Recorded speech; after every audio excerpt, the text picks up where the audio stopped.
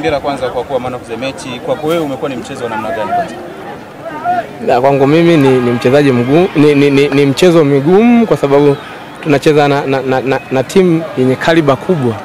Ukiongea sasa hivi timu kubwa Tanzania huwezi kuiacha kuitaja Black Stars.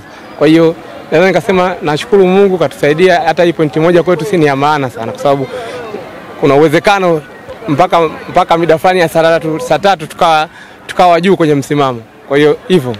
Ni kitu gani hasa ambacho mlimizana kama wachezaji mkaweza kupambana, mlifungwa baadaye mkaja mkarejesha na mkaendelea kumaintain mkafanikiwa kuokota alama moja? Ni kitu gani hasa ambacho nini kimewasaidia mkaweza kupambana na nini ambacho mlikuwa mnazungumza kama wachezaji? Kikubwa discipline, kwamba tuliwaheshimu sana. Yaani tuliwapa heshima kubwa sana, that's why tuliona kwamba sawa tumesha concede goli moja, kwa hiyo inawezekana. Hatuna cha kupoteza tena, tuko nyumbani. Kwa hiyo tunatakiwa tushambulie hivyo.